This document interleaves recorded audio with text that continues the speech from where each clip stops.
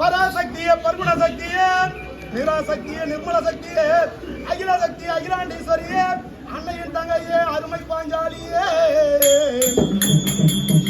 அந்த பாஞ்சாலனில் வரிவுடன் உதித்தாய், பாண்டவரை யார்க்க பாரினேலே வந்தாய், பஞ்சாந்திரத்தை வகையை நிறுத்தி அவரவர் வந்து விடுதியில் தங்க, காந்தர்கள் எல்லாம் வில்லதை வளைக்க, வில்லது வளையாமல் இருக்க, அற்றுடன் வந்து ஆண்மையை காட்டி அழகு பாலா அழகு பாஞ்சாலியை மாலை சூட்டினாயே.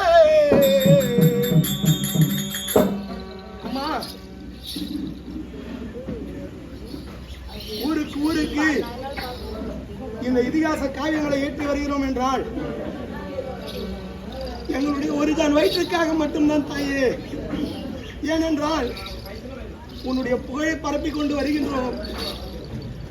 திரௌபதி சேலையை பற்றி இழுக்க போகிறேன் இந்த பாவி.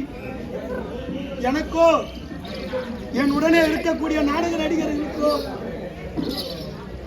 என் குடும்பத்திற்கோ என் நாடக நடிகர்கள் குடும்பத்திற்கோ எந்த ஒரு இடரும் வராமல் நீதான் காத்தருள வேண்டும் தாயே.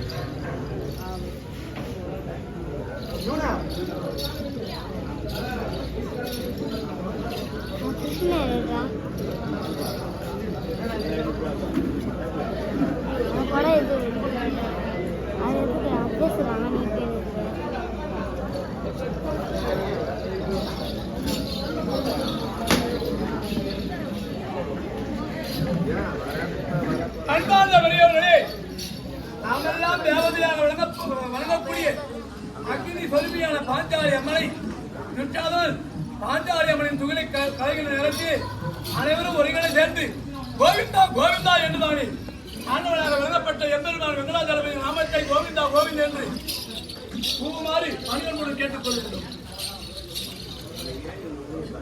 அடி பாஞ்சாலி நானையே, பாஞ்சாலி நானையே,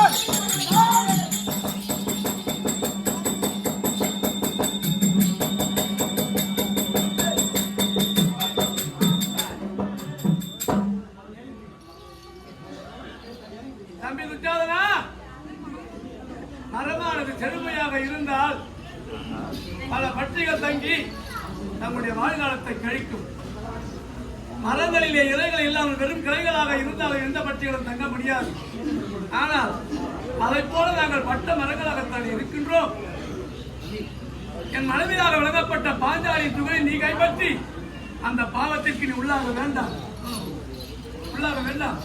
நானே என் மனைவியை தேவை தருகின்றேன். அடி பாஞ்சாலி நானையே.